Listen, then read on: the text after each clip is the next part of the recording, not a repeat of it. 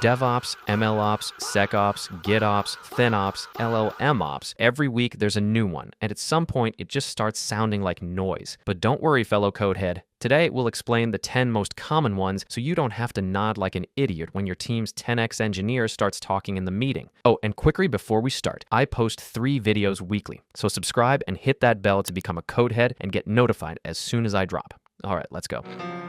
It starts with DevOps. Before it existed, the team writing the code and the team running the servers basically had nothing to do with each other. Developers would throw software over the wall and say good luck. The ops team would catch it, it would break, and everyone would blame each other.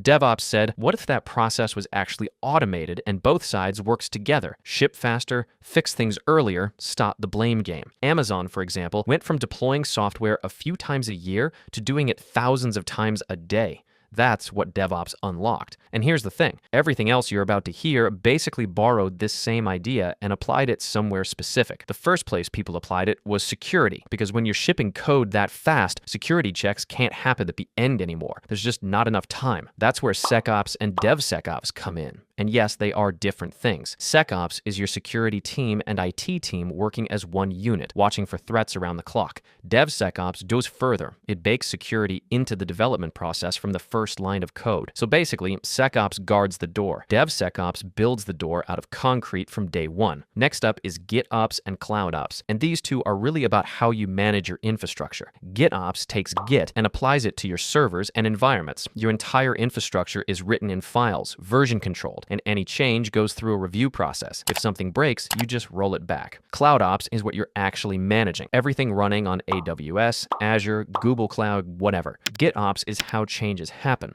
CloudOps is keeping those cloud environments healthy, fast, and monitored. One feeds the other. Now, since we're talking about cloud, we have to talk about the bills. FinOps exists because cloud costs are genuinely out of control for most companies. Gartner puts average cloud waste at around 30%. Nobody knows where the money is going, except Jeff Bezos, of course. Engineers spin up resources and forget about them, and finance has no way to track any of it. FinOps brings those two worlds together. Engineers who understand what the infrastructure does, and finance teams who care about what it costs. It's not about spending less, it's about spending with visibility. Well, scratch that. It's all about spending less at the end of the day.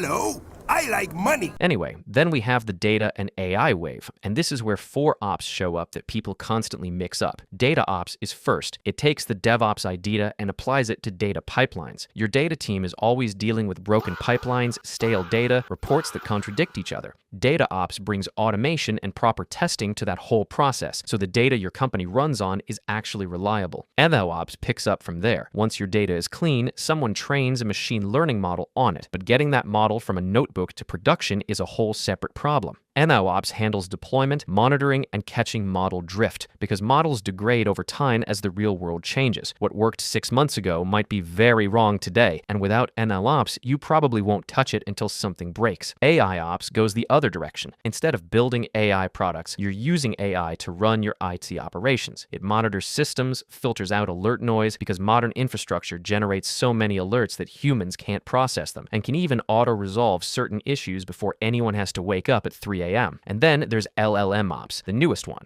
It's basically MLOps, but specifically for large language models. Prompt versioning, fine-tuning pipelines, costs per token tracking, safety guardrails, so your model doesn't say something it shouldn't in production. As more companies start building on top of GPT or Claude or Llama, LLMOps is the discipline that stops it from being a mess. So, real quick, DevOps ships software faster. DevSecOps keeps it secure while doing that. SecOps watches for threats in real time. GitOps puts your infrastructure in version control. CloudOps keeps your cloud environment running well. FinOps stops you from hemorrhaging money on cloud bills. DataOps makes your data pipelines reliable. MLOps gets your models into production and keeps them honest. AIOps uses AI to manage your IT.